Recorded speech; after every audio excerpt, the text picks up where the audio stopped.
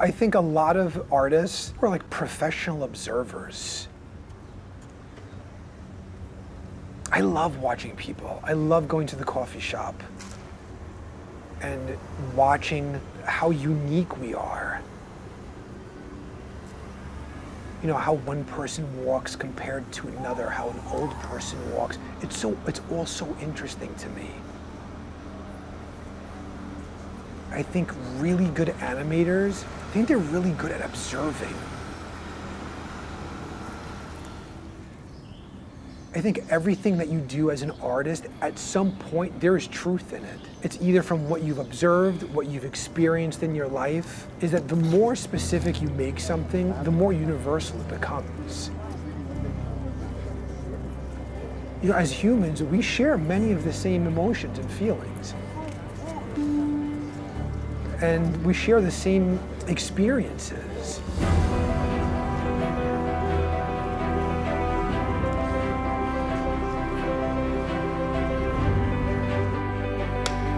Action.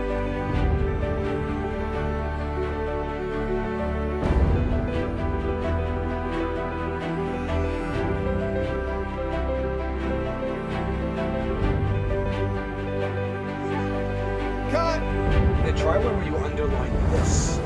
Excuse me? This is a beard! Well, well. You're the strongest, fiercest warriors I can find. And now, you can all fight for your life in my arena. Release the beast! Here he comes, here he comes, here he comes, here he comes.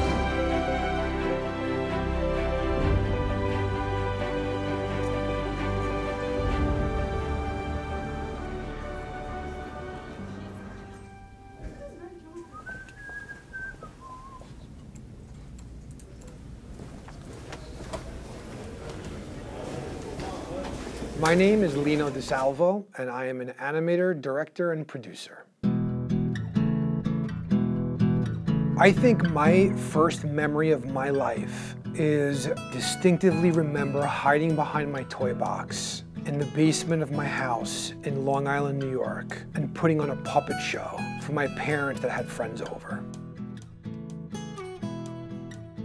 And I will never forget the feeling of making adults laugh. But all I knew was, man, that feels really good. And I remember from that moment on, I was a clown. I was the class clown in high school. I was a daydreamer.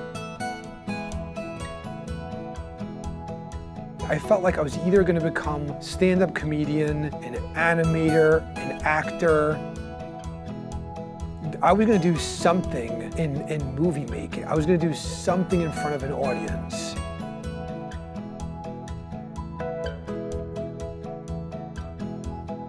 My family immigrated to New York from Sicily in the early 70s, and I grew up in Franklin Square, New York, in Long Island. Typical suburb, many families, a lot of kids. I had tons of friends growing up. My parents are very hardworking people.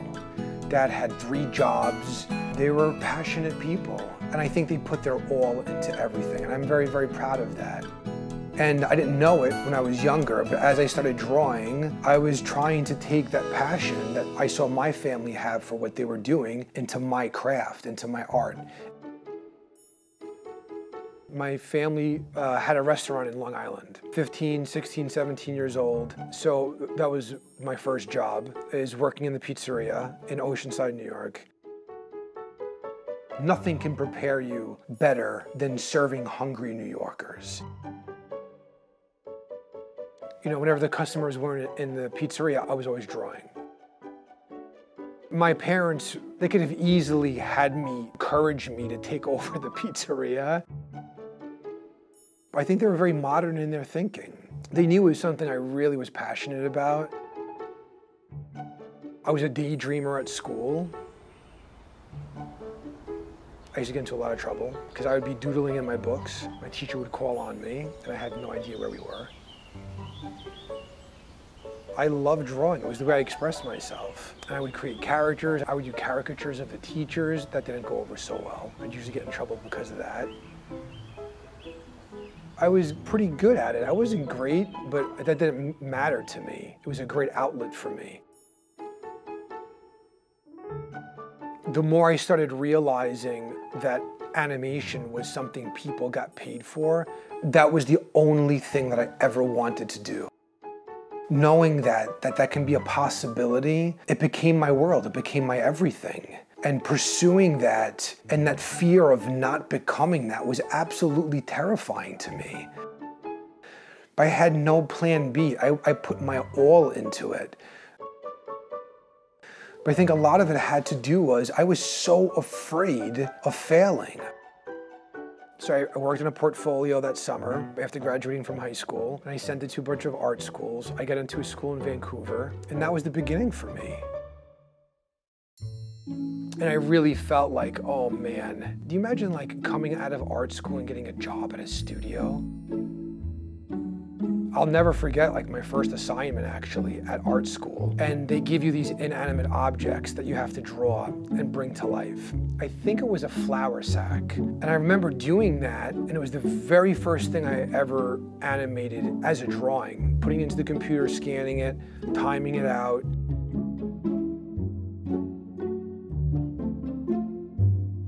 I'll never forget the feeling of seeing that flour sack feel like it was alive, and it was addictive. I'm like, man, I gotta do this for my career. I did my best to try to put together a good demo reel, a good show reel. You know, I sent out all of these portfolios. They're very expensive at the time. You have your fingers crossed and you hope that someone calls you that your show reel is good enough. Every time the phone would ring, my mom and I would race to the phone. We would pick it up to see like if it was a studio calling. And I'll never forget, they offered me a job. The stars were aligned. I got my dream job at Disney. They were really excited that I got the job. So I left New York and moved to Los Angeles. And it's been an incredible journey. The really magical thing being an animator is through your career, you're not just animating human type characters.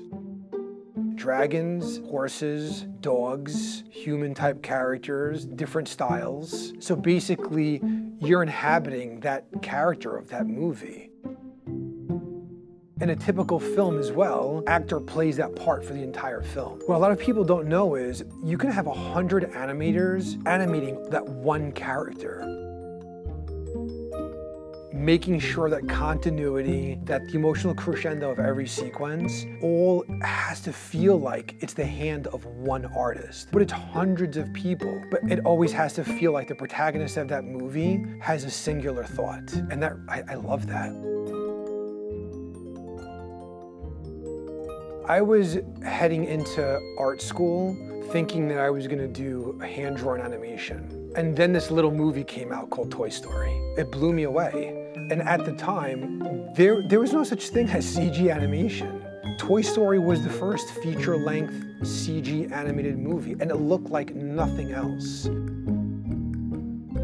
The brilliance behind that movie is it took advantage of what the computers did well back then. So all the toys were plasticky. And back then, that's what the computers knew how to do. They knew how to render shiny plastic objects. It looked like a real toy was alive and had emotions and it was talking. And I think that film became responsible for so many people becoming CG animators.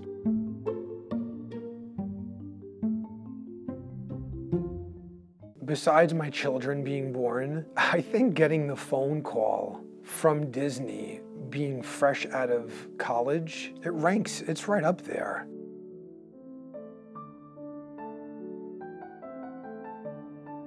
From New York, get the job in Los Angeles, in Burbank, California, and I don't know anybody there. All I know is I am animating, and I'm doing it for Disney, and I'm getting paid to do it.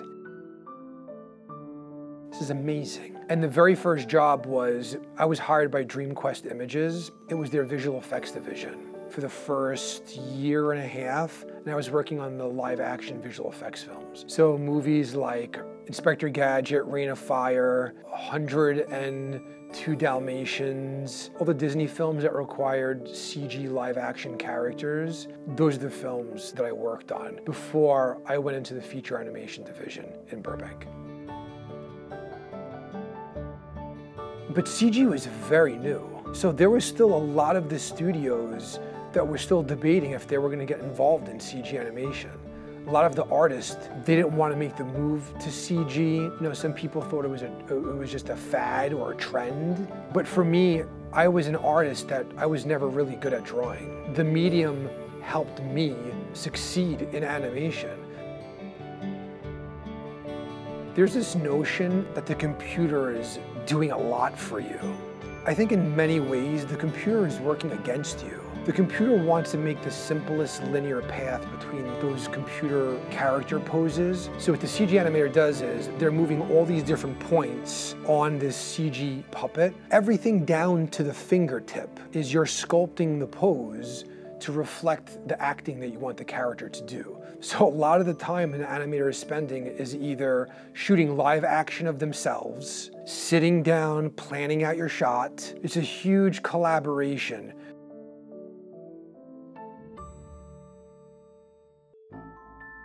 Every animated film starts with a story.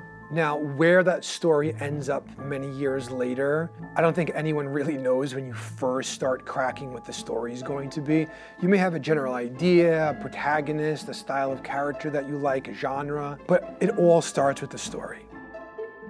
You've got a story room with 5 to 10 people in it for months, sometimes years, designing what that story is going to be. At this point, and we're gonna cut it down. I'm almost writing everything you want. That's when the battle ass touches Giorgio. Once you have a story, that means a screenwriter is launched and you have a draft, you have a screenplay. She's gonna wash them away.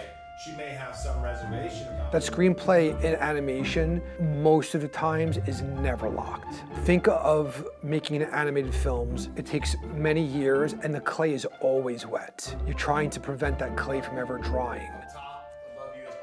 So think of the director of an animated film as the conductor of an orchestra. I think the best conductors, at some point in their career, they've played those instruments. Even the sculpture. and you drink out of the... So now that I'm directing, I get to take my knowledge of animating for 20 years, and I look at film through characters.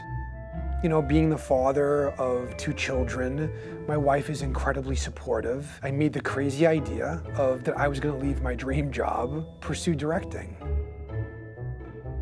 Being very fortunate to work with some of the smartest people in the industry, I learned so much.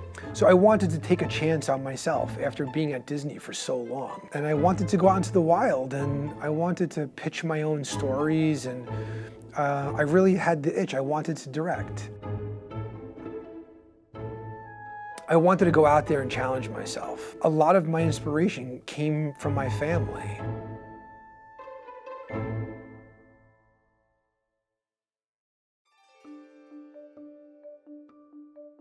My house is filled with toys. I like Playmobil because it's one of those unique toys. When you buy the box set, they never tell you who the hero is in the set. My kids play with this toy a lot because they create their own stories. And I love that. It's a role-playing toy. I have 2 children, 2 young children. You know, watching them play and the things that they play with influences the type of stories that I want to tell.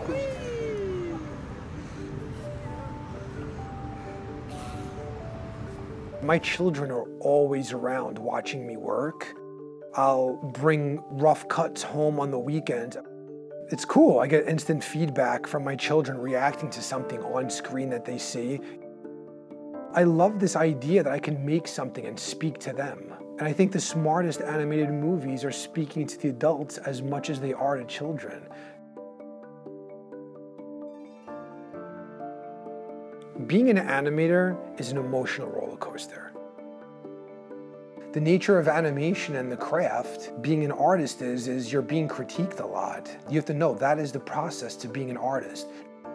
No one told me that the early days at Disney, that your whole career, you're gonna be ripped apart. I like the drifting shot that came out. Think about this lifelong journey, this career of being an animator and knowing that at least a couple of times a week, if not every day when you're really busy, you're being critiqued. I animated on Tangled, and I feel like that was the movie where I really learned what silhouette, the strength of that means, and then, you know, being really lucky to work on Disney's Frozen and being the head of animation on Frozen. That was an awesome experience. When you're growing up, no one's telling you or shepherding you on this path of being an artist. Traditionally speaking, in Italian immigrants, they did construction, they owned pizzerias, landscaping businesses, but there was no one growing up that ever saw me drawing and said, oh, you can be an animator. That was uncharted territory for me. So I think it's about embracing who you are as a young person. If there's a thing that brings you joy, you've got to see it through.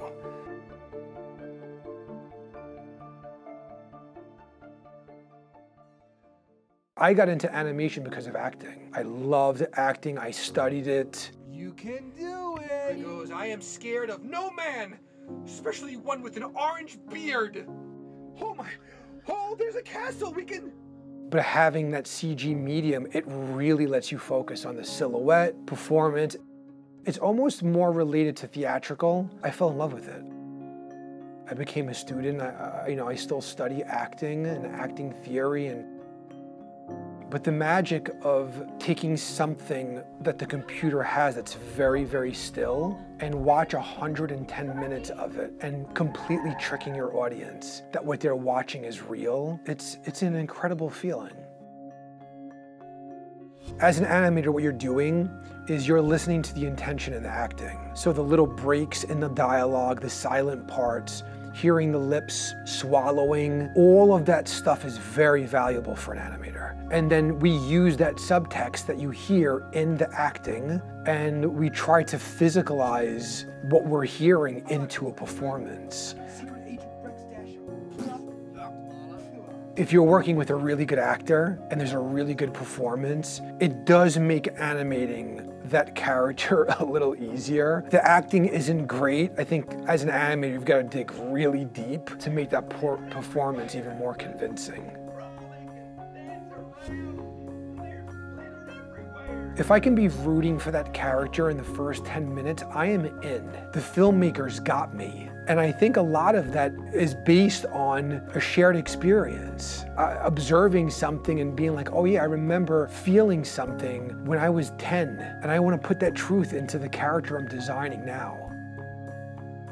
Now I'm in development on my next film, which is an original idea. It's based on Italian folklore in Italy, of stories I heard growing up involving this monster that can see all. It's called the Basilisk. There's this 2-day festival in Italy. And I'm using that as a basis to tell the story about this monster that cannot lie.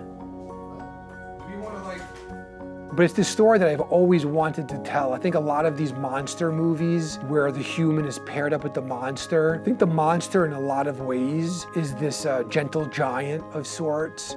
That actually brings the Basilisk and Angelina closer. And it is amazing. Every single animated film I've ever worked on began life as something else. As a director, it's a very difficult process to hear how many people hate what you're doing, but it makes the movie better. I think the really great thing about this medium is at some point, the movie has to come out. So there's a deadline. And I think movies that have tight deadlines, sometimes it's a good thing. And then you know, the reality of it is the movie's not ours anymore. It's out there. And it's every single project I felt this way. Right? Like the irony is that us as a film crew, we get together for years and we're like working on our own little specific thing, and then you open up the cage and you let the bird go out and you just hope the bird doesn't get hit by a car or something. So I try to surround myself with people that are much smarter than myself in our story room, and I want people to be brutally honest. To put things into perspective, I've been animating for about 20 years, and when I look at all of the shots that I've animated, I don't think it equals more than 10 minutes. So when you think about how important each shot that you do as an animator, you get better the more you do it. It takes a long time to master the art of animation. It's just very, very difficult. I always thought every single thing that I did, people would see what I was doing and think I was a fraud. If I can talk to my younger self, I would definitely tell me to chill out. It's not easy being the genuine you, because when you're a young, aspiring artist, you don't realize the obstacles make you who you are. I was very lucky that I had parents that, believed in me and wanted to see me do something that I loved.